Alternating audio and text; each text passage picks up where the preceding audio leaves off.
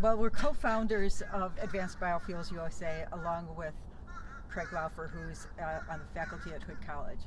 And we started it 11 years ago because we realized people didn't understand that there was more to biofuels than corn ethanol. Our purpose is to promote understanding, development, and use of advanced biofuels for energy security, economic development, pollution control, climate change mitigation solutions. People talk about renewable energy, and they don't think about the energy we use for transportation. They think if we can get our emissions, a car without a tailpipe, and then there's no emissions. But if the power for that's powering that battery, that's powering that car, is still fossil, it's coal or it's natural gas, then your emissions are coming up somewhere. And if we're going to wait for everybody to be able to afford an electric car and have all of the power to that car be renewable, we're going to wait a long time.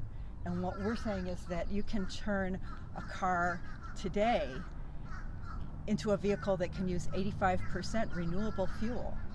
And so why not push that solution that you can do right away, rather than have everybody have to wait for so many years for these other developments to happen. So how does this whole system work? Well, let's start with something called the oxygen sensor.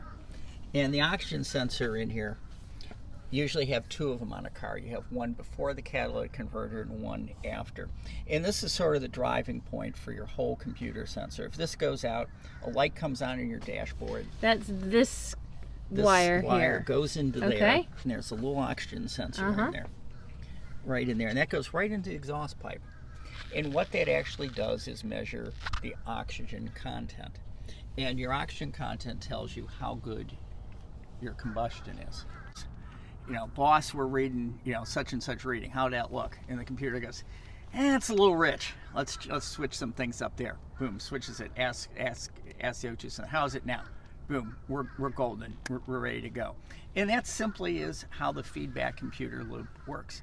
So what happens in this one, it sends the more fuel, but the signal, we divert it. Instead of going directly from the fuel injector, see one of these, it then connects. This comes from the main feed line from the computer, and in there are your injectors. But instead of going direct in, instead we run it over here to a computer. If you look down here where I'm pointing, that's a fuel injector. Now, this main line from the computer used to go right in there. Okay. But what we do is we unplugged it and jumped a new circuit into it. Okay. We do this for all four of them. They go over here to this computer.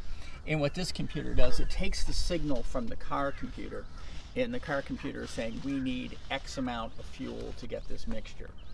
It takes an algorithm in there that translates what E10 Gasoline is into the ethanol. E85 we're using. It sends a signal and says, put in a little bit more. And to use the ethanol, you just have to adjust the fuel-air ratio. The way I think about it is this computer is teaching the car's computer how to recognize E85 or other ethanol blends that it didn't know about before in 2002 when this car was built.